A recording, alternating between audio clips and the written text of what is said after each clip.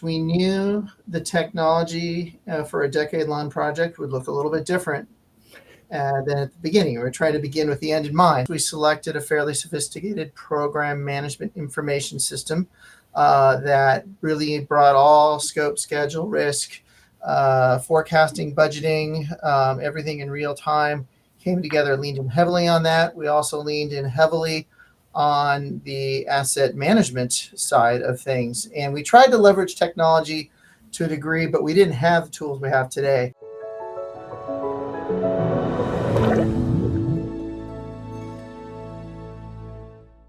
Hey everyone, it's Bob Crossan. I'm the editorial director for Endeavor Business Media's Water Group and also the editor in chief of Wastewater Digest.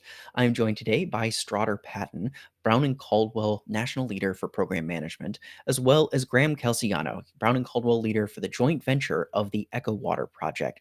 Thank you both for being here. We're going to talk a little bit about Echowater and big projects and how those are being managed today, but I appreciate you both being here today. Hi, Bob. Great to be here with you. So today we're going to be talking about some really large projects and how those are being managed by utilities all across the United States, as there are quite a few, and projects are just growing in size and scale. So I guess, Strauder, first and foremost, how are utilities starting to navigate the growing size and scale of these capital improvement projects that they're managing today?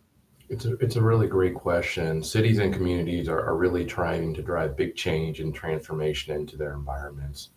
And they're doing this through large projects and things that we call programs. Public and private customers have their capital investment programs. They have their capital expenditure programs, and these programs are starting to get very large, very complex. We're talking about the scale of billions of dollars and multi-year investments. And so with size and time scales, there's a lot of challenges. There's a number of degrees of freedom, and these projects and programs just aren't delivered in a linear fashion.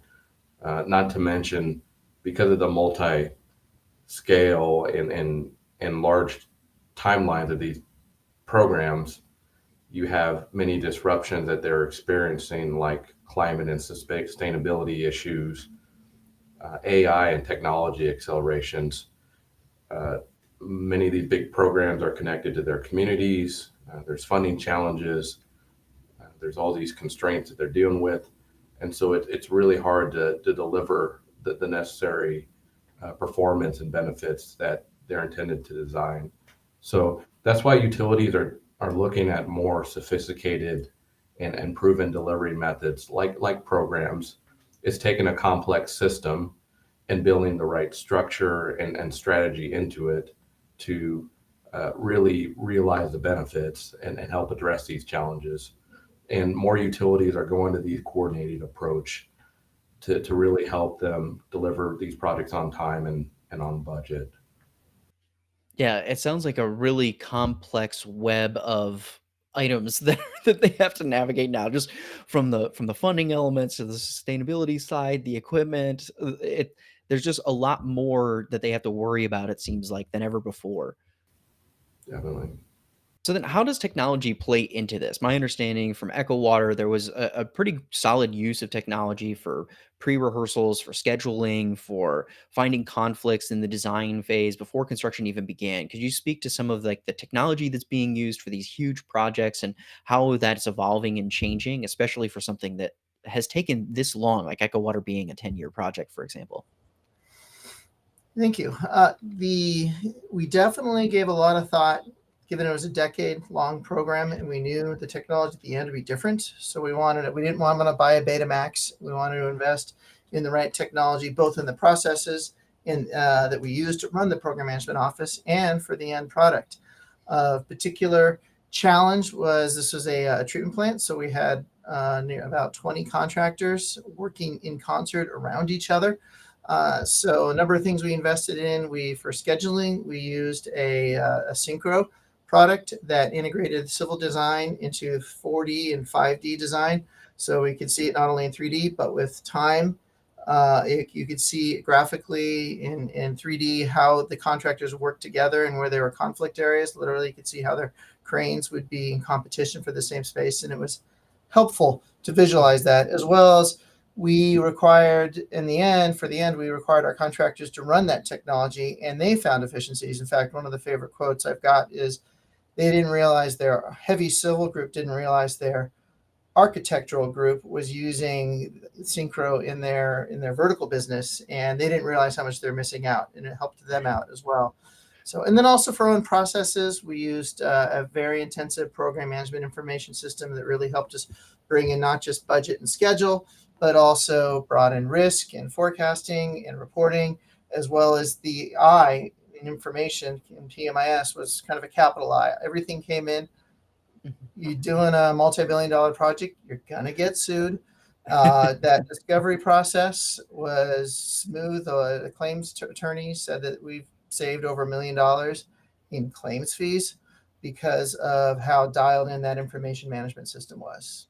So lots of good stuff there. Yeah. Strauder, did you have more that you'd like to add on that? Per what Graham said, we're really in some exciting times with technology, but we're still in the early innings as far as where we need to go. Technology is really adding value on big projects and big programs. It helps us yield higher benefits. It's helping us gain more capacity with our resources, giving us more predictable results. All processes and frameworks need technology, and on programs, you can have thousands of activities, and right now they've been delivered manually, but there's an opportunity, and we see it today, and we're leveraging it more and more to take some of these repeatable activities and help us forecast and trend on a program like these PMIS systems. Technology is going to bring some awesome opportunities for us to help us manage our tasks and leverage data to see us where we are today and help support our decision making. And we're doing a little bit today. And as mentioned, Gen AI is going to be really big for the future as far as virtual assistants, automating tasks, performing quality reviews, helping us maximize our portfolio and risks, and just support these human-like functions to make us more productive and decisive. So looking forward to it. And, this program was a really great opportunity for us just to get a really glimpse of where we could go. Can I give an example? Yeah, go for it. Sure. On Echowater, we had over 30,300 assets with metadata that needed to get migrated into the computerized maintenance management system, Maximo. And we had over 8,700 drawings that needed to get migrated into our electronic document storage system. And we used technology and programming to automate that process as much as possible. But there was still a human element. We needed to index all those drawings, every reference to everything, to all the location IDs, equipment IDs. That was a very manual process. We tried initially to automate it. The technology wasn't there at the beginning of the program. But I think for the next big program, I think there'll be probably a general purpose AI that could really streamline that laborious process of setting up the client well, if the client really wants to have everything threaded and connecting to each other. There's a huge opportunity to create a lot of value there in the future. Yeah, that's really cool. That's a fascinating idea. We're using some Gen AI for content stuff to ideate, and especially with transcribing things and asking it questions about a transcribed interview. It's a great way for us to use it. So I can only imagine how useful it is to kind of help you do some of the grunt work, so to speak, for a project of this magnitude, especially when you have that many information items that you have to keep track of. Yeah. In 2013, we tried with the technology at the time with our smart PNIDs to identify everywhere a location ID was mentioned. And we could get like an 85% hit rate. And the owner is like, that's not good enough. We need better. So, and AI, I think, could be able to take us there. Yeah, that's totally fair. Oh, sorry, Strauder. What did you have to say? That's the thing with technology and leveraging. The answers are a little bit ambiguous as far as what you could do, but what we can do is scale some trial runs take some of the best practices, use those as proof cases, and build in the future. And I think that's where we're going to continue to mature in this area, is to just take some examples and scale it down the road. And that's the nature and the essence of how we need to apply technology to our projects and programs. Yeah. Well, my last question, I was really interested to know, um, how can smaller utilities, obviously we're talking about Echowater. This is a big project, multi-billion dollar project, or you have other projects like Miami-Dade or Noop in Texas that are also in that billion-dollar range. But there's also a lot of just small utilities all across the United States who are also have their own capital improvement projects.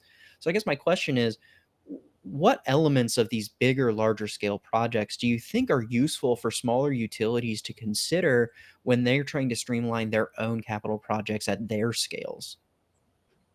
Yeah, at Brown and Caldwell, we work on major programs, multi-billion dollar, but several of our customers are more on the local, smaller side. And small or large, Bob, they have a project and program element, and they're hard to deliver. And sometimes smaller projects are even harder to deliver just because the time scales and the budgets are faster to really get those economies of scale that you would get from a program. But smaller organizations are the same. You have your operations, you have O&M, you have ratepayers, you have different systems and projects, and just the scale is different. And so I think a lessons learned that you could really take from some of these well coordinated programs is to really build the right plan and coordinated approach to deliver your program.